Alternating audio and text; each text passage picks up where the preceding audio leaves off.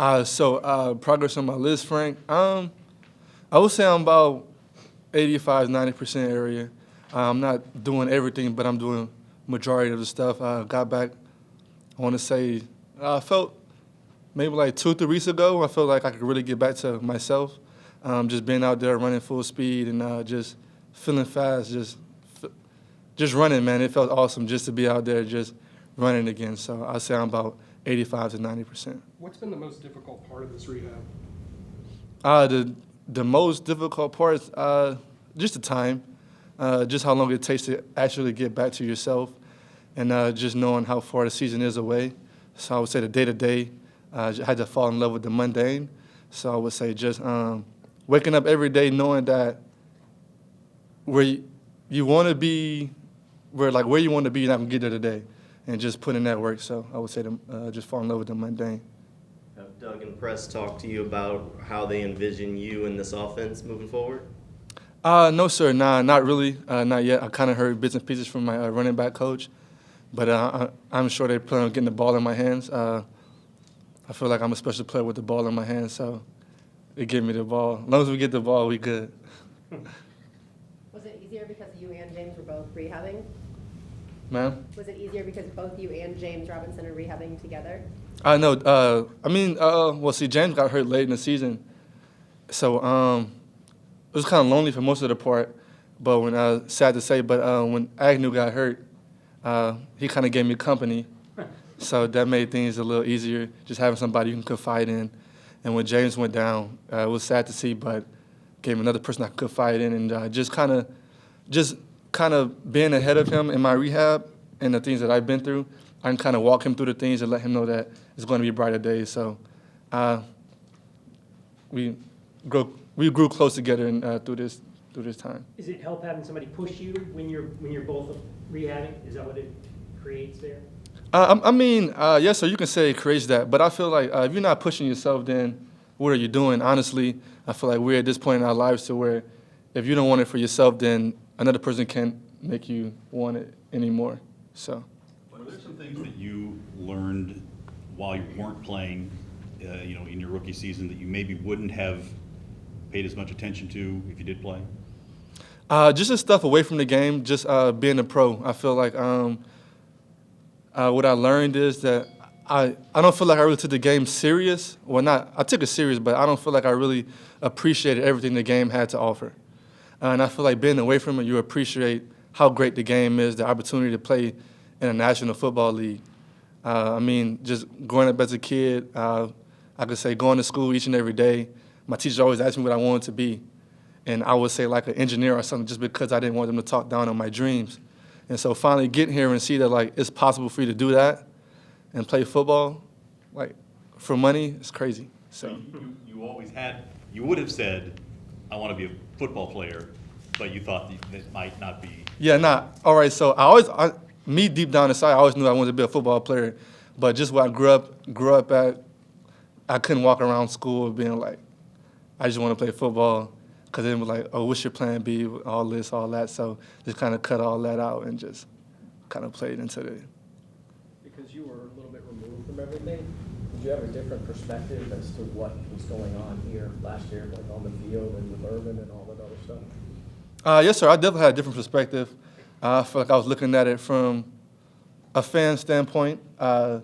Just being here each and every day, I just felt like I was a fan who was in the room with the players, basically. So I definitely had a different perspective standpoint, and I got to see the ins and outs and seeing like what to do, what not to do, how to react in certain situations, when not to. So I just felt like I just kind of grew mentally all last year. Was there also a part of me that was like, man, I'm glad I don't have to go through that? Nah, definitely. That's just the human element of it. Just seeing the results, you definitely like, whew, if there was any year to miss, I missed a great one. So. What's been your early impressions of this coaching staff? I know it's only been a couple.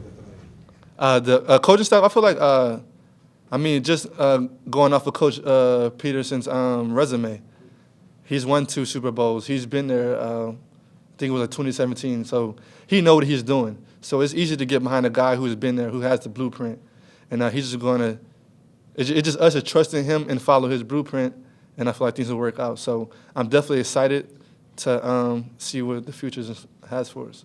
As it stands out to you, I think Shaq said something about like the coaches 10 years in the league, you know, the experience level of the coaching staff. Does that stand out to you? No, yes, sir, definitely. I feel like, I mean, he's been where I'm trying to get, you know? So it's easy to follow someone who's been down that path before. Everyone wants a great leader, and I feel like that's what we have here now in Jacksonville. What is Bernie Parmalee? I mean, what kind of coach is he? You surprised, not surprised he was brought back? Nah, not at all. I feel like Coach Parham is a great coach, but an even better guy. And I feel like just that aspect of it, that's why he's here. I mean, I feel like he's kind of like a dad away from home. I said about my college coach, and I feel like that about Coach Parham. I feel like I was really blessed in my career to have 3 great running back coaches, and that's just a testament to who Parham is as a person. In your head, do you kind of say, hey, I would love to do that Debo Samuel stuff, the way he does, you know, he's moved around and used in different ways? Is that in your mind, is that your ideal way that you would be able to use this year? Nah, yes, sir. I feel like if Coach wanted to use me as that guy, I mean, I feel like I definitely have the athleticism to do that. And I feel like for me, just the biggest thing I want to do is just get out there week 1, tear it up, and just be myself again, honestly. So however Coach want to use me, I'm willing to do it. I just want to help the team win games. Travis, what's your timeline on when you think and what they're telling you when you'll be 100%? So my timeline, I feel like I'm really close. It's just really getting cleared by the doctors. If it was up to me, I feel like I was 100% 3 weeks ago. But it's just going through that process, going through the day-to-day, and just keep just doing what they ask me to do. Is there anything training-wise that they still don't want you to do? No, sir. I'm pretty much doing everything, just kind of been limited on the amount of weight that I could squat, but that's really it. Can you still feel it? Can you still feel the list, Frank? No, sir, not really. I feel like the only time I really feel is after like a long workout, just sitting down, maybe a little sore. But it's actually crazy because I was talking to my mom about this the other day. Like if I didn't know I had a screw in my foot, I couldn't tell. So I feel like that's a testament to like where I'm at in my transition and how I'm healing. Is the screw there forever? The screw is there. I think I would take it out. I could leave it there forever. I know most guys, he said leave it there if it never bothered him, but I just don't want to be 40 years old with a screw in my foot, really. Hey, did you reach out to anybody who's had the Liz Frank injury to find out, you know, what am I dealing with here? What's the long-term this, that, and the other? No, sir. So I really haven't reached out. I just kind of I would say kind of like stalk those guys, just watch their highlights, see how they transition throughout their career and see how they came back from it. I watched a lot of Maurice Jones-Drew because he had the same thing. I looked up Taysom Hill a little bit. I talked with Evan Ingram the other day. He was telling me about his Liz Frank injury. So I haven't reached out personally to anyone, but I kind of just been kind of stalking their highlights and stuff like that. What was the hardest part about the rehab? What was the most grueling part of the recovery? It had to be the first 48 hours after surgery. I mean, I could vividly remember I was in a hotel, and I had my foot up on a pillow, and it fell down. Oh, my God. That had to be the worst pain ever because, like, the meds don't work. None of that works, and you just feel it. So I felt like that first 48 hours and the flight back to Jacksonville, that was kind of the worst part. And just those first 6 weeks, I couldn't put any pressure on my foot. So thankfully I had my mom there with me.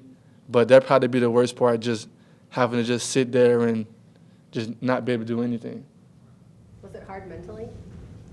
It definitely was hard mentally. I kind of just realized, like, I didn't realize it then, but I kind of was in a depressed state, just not being able to do the things that I love to do. And I just go outside, like, it was my foot, so I couldn't, like, do anything.